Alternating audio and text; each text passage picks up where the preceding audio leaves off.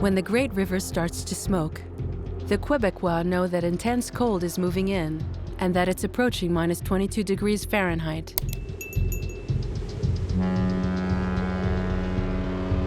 It's the month of January. It's been several weeks since the ice floes have invaded the winding St. Lawrence River. The Canadian River is one of the most complicated sea lanes in the world in terms of navigation. During the winter months, icebreakers relentlessly scour the Atlantic to Montreal, opening the passage to freighters.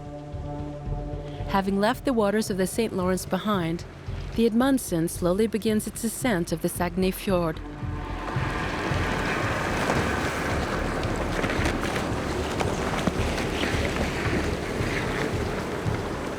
One of the Canadian Coast Guard's largest icebreakers. Its mission today is to liberate 2 ships trapped in the ice. The St. Lawrence is not only a vital artery for Quebec's economy, but it is also a wonderful space of freedom for the people of its banks. This morning, Rémi ventures cautiously on the fjord.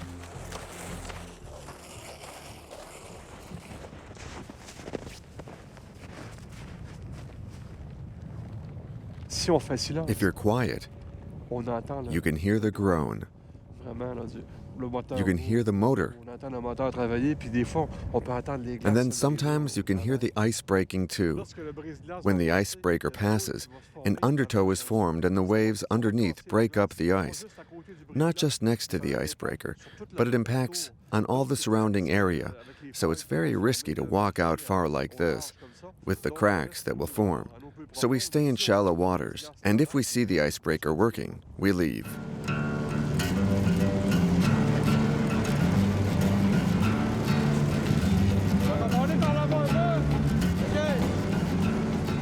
Rémi is a fan of ice fishing, an ancestral Amerindian technique of stalking fish under the ice.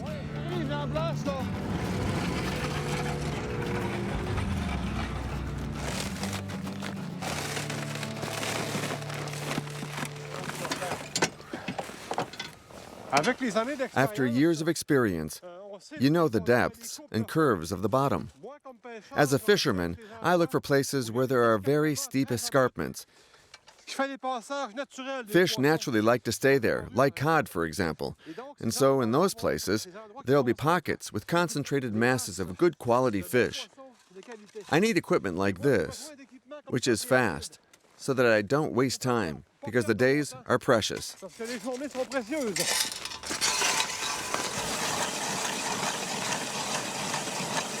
I prefer to do it manually. It's physical exercise. It keeps me in shape.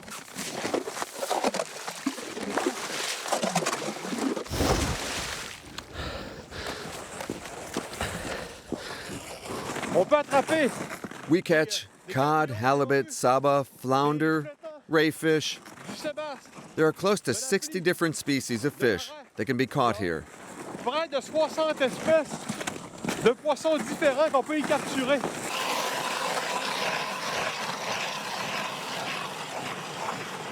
This type of fishing consists of placing lines at different depths in order to trap species that swim back up the salty waters of the fjord in winter.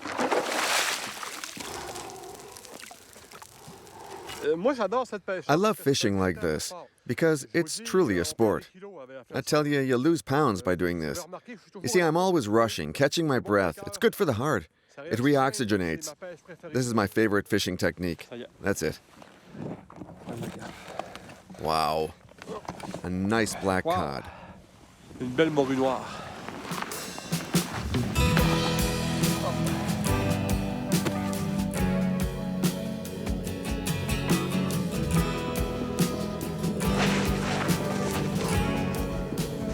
After drilling several holes to increase his chances, Rémi does everything he can do to, above all, not miss the moment when the fish takes the bait.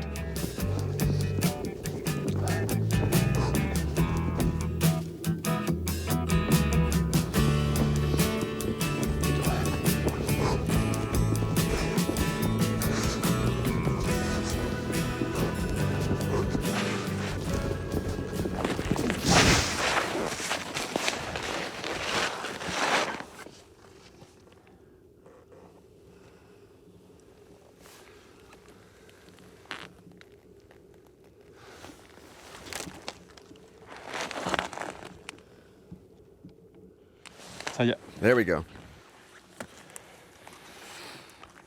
Je vais le remonter I'm dans going to bring it up slowly. Peut-être une It's petite maybe a audace, little ogak, peut-être un maybe a sébasse. redfish. C'est un rouget. It's a red mullet, a redfish. C'est le poisson emblématique. Là, It's ici. our iconic fish here. Qui attire It autant attracts the de touristes tourist que de fishermen. pêcheurs, qui est un poisson It's a qui est fish vraiment, that's vraiment very très, très bon à delicious. manger. We're going to make an excellent Donc, meal on with va it. se faire une excellente cuisine.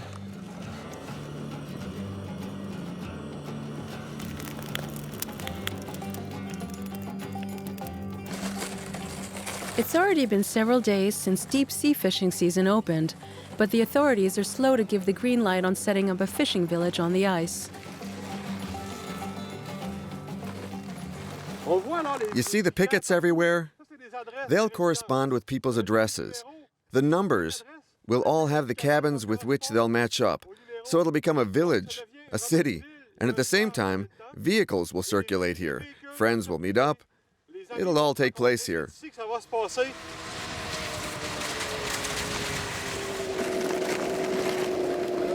Each morning for the past week, Rémi has been going to meet with specialists who test the quality of the ice thanks to samples taken. These last few days, the clear, most resistant ice hadn't yet reached the 12-inch thickness required. But with the extreme cold of the last hours, that result could well change. La pêche blanche. Here, ice fishing brings in close to $5 million in economic revenues for only 1.5 months of fishing. So each week they measure the thickness of the ice. It's for the security. You have to understand, it is secure here, but the emotions are there. They have to do their job. They're like police officers. And so, the ice bank thickened a little more during the night. With a little luck, the inhabitants of the Bay of Ha-Ha could soon get back to their little houses on the fjord. Several feet from there, at the bottom of the bay in front of Port Alfred, the team of the Icebreaker Amundsen gets ready. Oui, Yeah? oui, je vais monter. Yeah, I'm gonna come up. Bon, voilà, ça fait partie. So this is part of my daily life. I get up, and when I open the curtain, I see different landscapes. The guys are shoveling the snow. It's a joy to live in Canada, to work in Canada. At the moment, it's minus 13 degrees Fahrenheit outside, so it's extremely cold. The most difficult is being so far away. And also, the sea can sometimes be hostile. You can be in a far-flung area with no internet, no feedback, no communication with family or friends. So it can be difficult on a personal level. You have to be strong, but I've always been a pretty solitary and independent person. As much as I can go have fun with friends, go to discotheques, I can also be a very quiet guy. So that allows me in the end to have this world here. It's a very unique experience.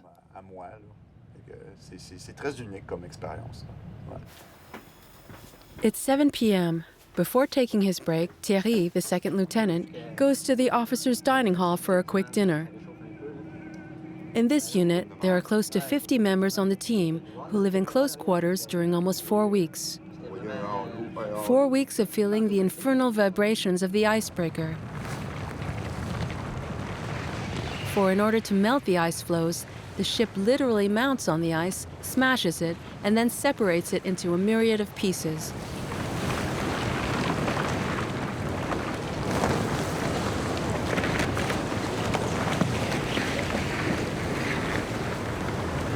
Bonjour, messieurs, ça va? Good morning, gentlemen. Everything okay? This is the control room. It's the hub of the machine room. We have access to all the controls, the alarms. We have no margin of error. All the current originates here, generating propulsion. Yes, Commander Patrice. We're going to go on the exterior bridge of the ship to repair the blade that broke. Is that okay? Thanks. To break the ice banks to 1 meter of thickness, they must not only have a bow that can handle the most violent shocks, but also and above all, powerful motors. As you can see, these are generators. They're for propulsion. It's equivalent to 6 locomotives, which is really powerful, in order to be able to break the ice. When the motors are at their max, it's as if we had the electrical power of a small city here.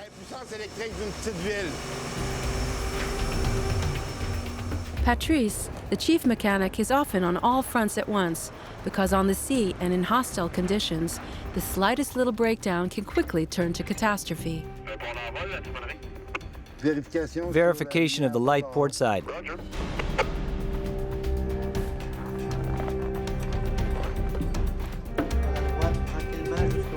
At the very top of the ship, in the wheelhouse, Thierry prepares to spend a night keeping watch. There are 2 ships at Port Alfred which will be leaving soon. We'll escort them to the Bay of Haha, right to the edge of the ice, which is close to Lens Saint-Jean. That's 30 miles from here. It'll take us about 3 hours.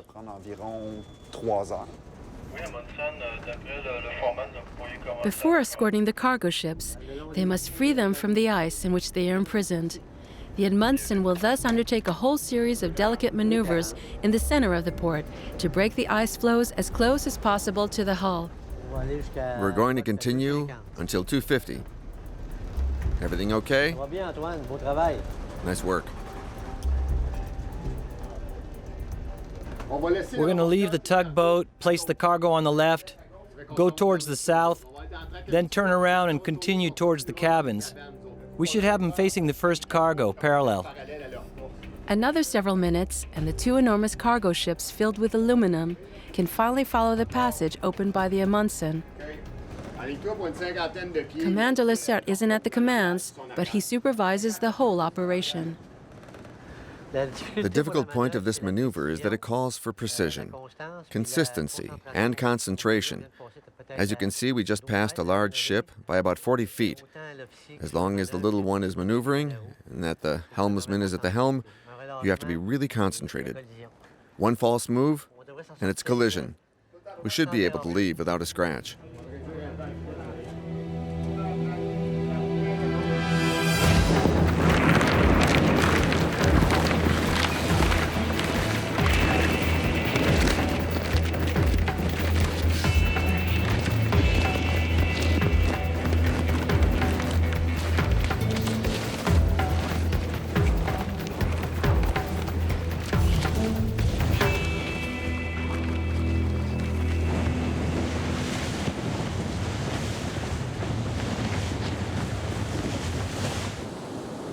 After 3.5 hours of navigating, the 3 boats finally reach the part of the fjord where the waters are freed from the ice.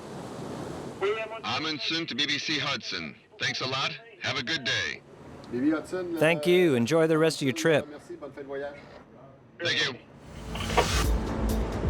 From now on, the cargo ships continue alone towards the ocean, end of mission for the Amundsen, and return to Port Alfred.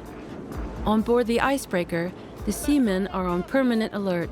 They are often faced with unexpected situations, and their work on the bridge, even if it only lasts several minutes, is extremely difficult and trying. Everything's fine on the bridge now. It is 7 a.m.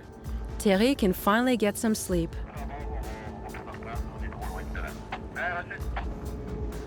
Okay, let's bring it all back. At the same moment, in the village of the bay, excitement reigns. Est-ce que vos trous sont faits, là? Non, pas encore. It is now possible to set up his cabin on the fjord. In his bait and tackle store, Rémi doesn't know where to begin. It's here now. These are your friends on Facebook? Her, she's a real fisherman, or woman. It's been a long time since you last fished on ice. Oh yeah, it's been 10, 15 years. 10, 15 years? You must have your own cabin. Yeah. You have the pink cabin, right? Well, yeah, I like pink. She has a cabin that's pink inside. It's great. This here, it stinks. If you rub this, it becomes like jelly afterwards. That's what sticks underneath. It's like herring. It's the herring that spreads the smell. It's great. Thanks very much. Thank you. In only several hours, no less than 500 little houses arrive on the ice bank. Thousands of tons placed on a cover of ice and snow that rises and falls with the tides. Rue de la Cod Street. That's Cod Street to the left. We'll turn left here. We're going to see family and friends. And then there are also people from the other towns who come to spend the winter in their cabin here. In fact, we last saw them last year. Now we're going to see them again. It's that way. Several days ago when we first came, it was deserted. Now we see it's coming to life. The ephemeral village that comes to life. Some people even have parabolic antennas for their televisions. Incredible. So in the evening, people listen to the hockey match while preparing a nice meal. Here in Quebec, a little bravard to warm up and spend the evening.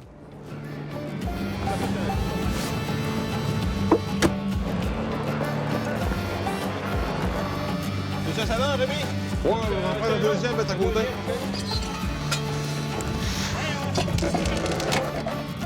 On appelle ça ici... We call that jacking up the cabin, or raising it. Si on veut.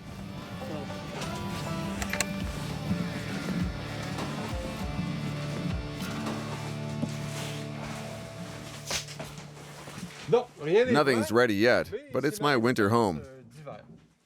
We sleep here, eat here sometimes. We have a nice little table here that's ready to transform into a bed as well. We can sleep here too. The couch can also fold out into a bed. Under our feet, under the cabin, the water is 328 feet deep, and we're being held up by just this much of ice. Imagine when you sleep here, you sometimes hear noise from the boats, the lapping, and then the noise. And then sometimes we even hear the ice cracking. It's a pretty nice effect. Ça fait un effet assez agréable.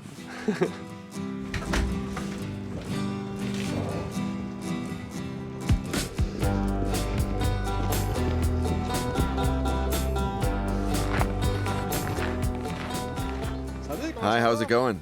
Hey, pretty good. Going good? Ready for another season? Guess I'd better be, huh? That's for sure. C'est sûr.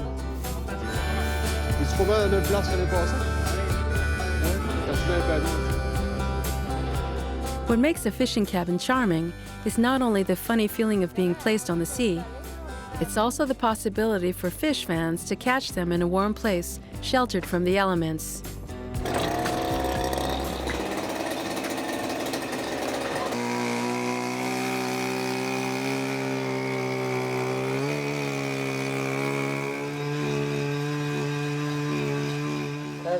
I put my little photos here, here.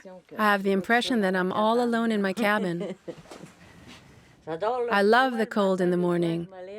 Sometimes when I wake up here and it's cold, I go walking out there all alone in the world. It's what makes me feel good. This one here, I'm going to reel in. What more could you ask from life?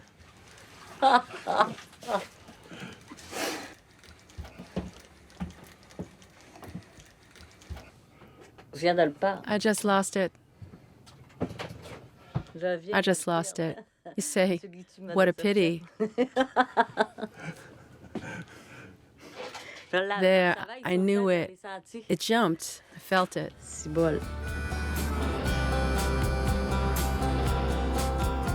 The inhabitants of this village, unique in the world, can thus live and fish on the fjord until the next ice melt. We got a bite. That's great. Now you bring it up. It's the end of January. Rémi and all his friends will peacefully let the winter slip by.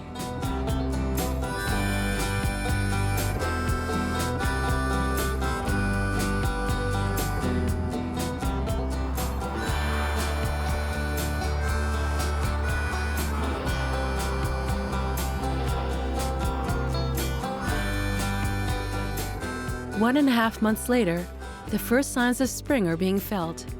On the side of Quebec City, the ice floes start to slowly detach themselves from the banks of the Saint Laurent River. The thermometer still reads -4 degrees Fahrenheit, but the river water seems to be warming up. Coast Guard, hello? For the Ice Operations Office, it's a crucial moment. These climate and navigation specialists have the mission of mapping out the best routes for maritime and river traffic. In certain parts of the river, the ice begins to melt. In others, blizzards still reign.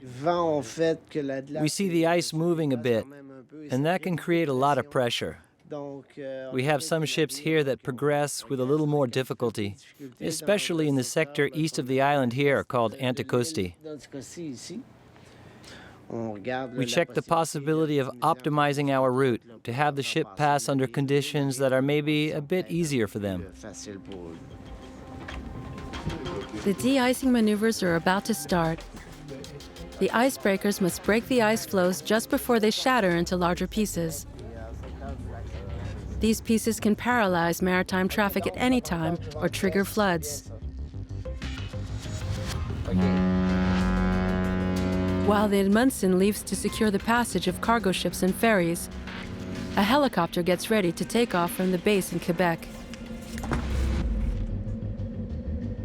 In order to better predict the movements of the ice floes on the Saint Laurent River, the Ice Operations Office counts on observers. After that, we'll head towards Port Neuf. Perfect. 2 times per day, a helicopter flies over the river in order to chart out all the zones at risk. Okay, can we get in a position and take some photos? Affirmative. We'll take about 5 photos of the Port Neuf region.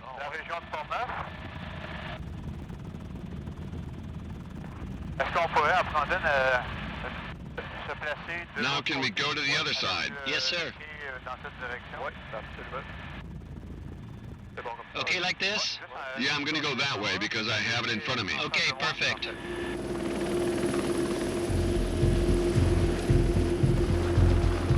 On the Amundsen, the de-icing work has started.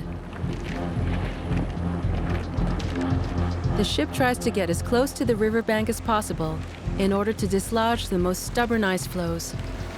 The temperatures rise a little more each day. If enormous pieces detach themselves, they then become a menace for all river traffic. It's a real race against nature and against the clock that's at stake.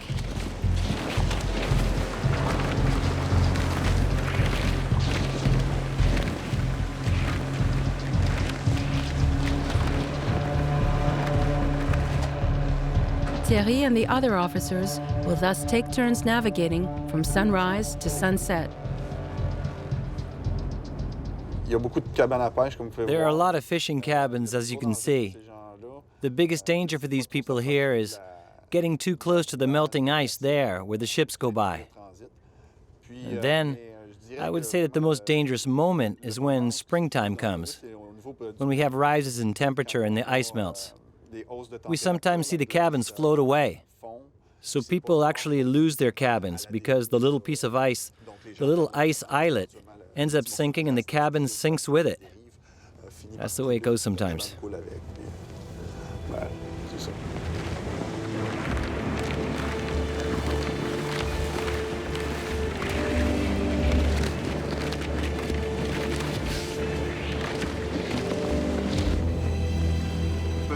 Set yourself up parallel. Yeah, that looks good. Yeah, you can go a little more to the left. You drifted a bit. You can see the piece is melting correctly in front with a nice cracking. Everything's fine. We're parallel. It looks fine.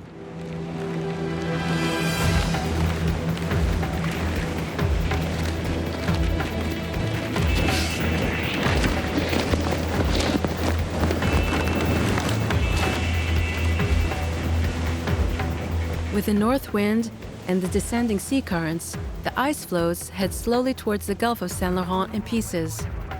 In the air, the helicopter assures that the operations take place without a hitch. The pilot follows his patrol above the bridges that cross the Saint Laurent. In general, it's there that the ice accumulates and sometimes damages the infrastructures. On first sight, nothing particular to report. The pieces of ice floes move normally. Look at all this beautiful ice with the boat.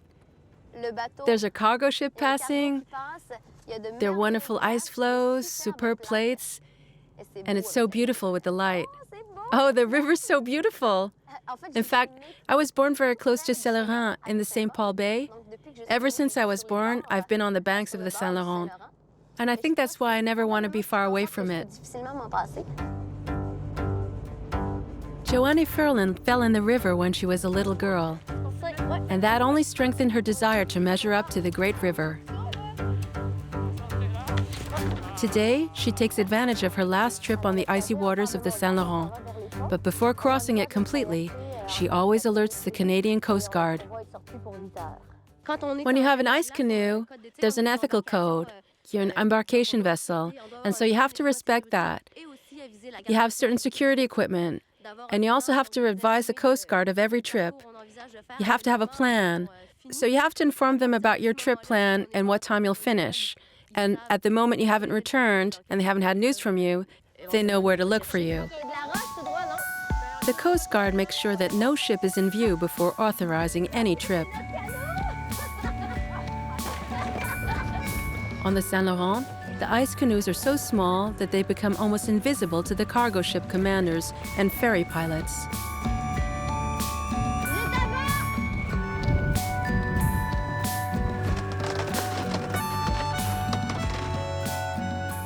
At the foot of Quebec's old city, the river narrows, and the currents accelerate the drifting ice plates. For the sporty, the great danger would be to fall into the water and be crushed between the pieces of the ice floes.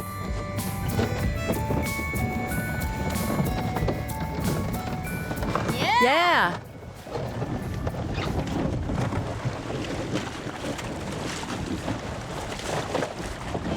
Stop steering! Hurry! Hurry! Get the girls moving!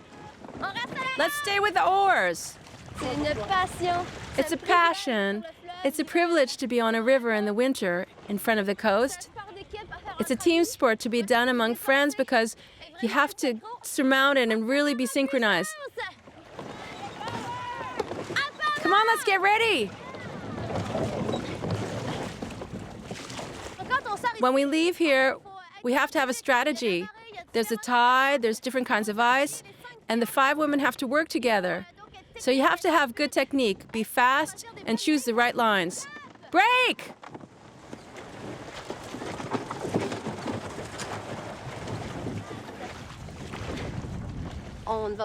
We don't go against the elements. We want to use them to have fun. So we'll ally ourselves with the currents, with the kind of ice, with the wind, the direction of the wind, that'll bring the ice from one coast to another, with the ice scape depending on where we are, if it's high or low, the force, and the objective of the trip.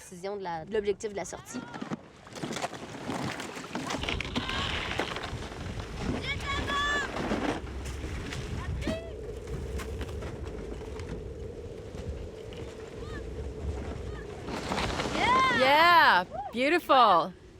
Perfect. Mission accomplished. Super conditions, still wintry, really.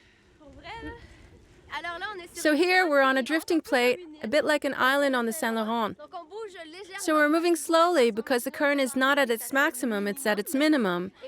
So we're taking advantage of the first rays of sun to drink some hot chocolate and coffee with friends.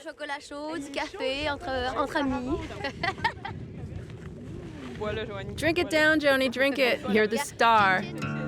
Yeah, cheers.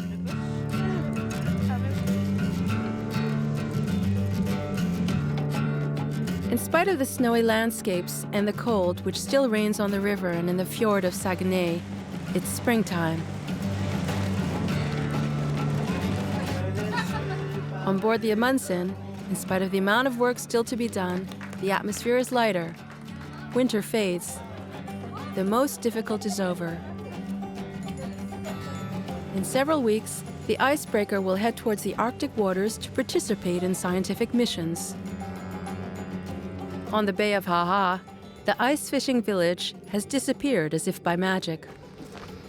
Only a handful of true diehards set up very close to the riverbank, where the ice is most solid, take advantage of the last hours of fishing and feasting.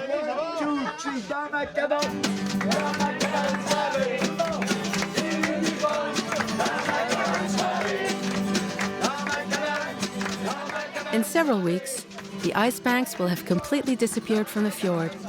Rémi will take out his boat and return fishing, but he'll be wishing for only one thing, that the winter will return as soon as possible.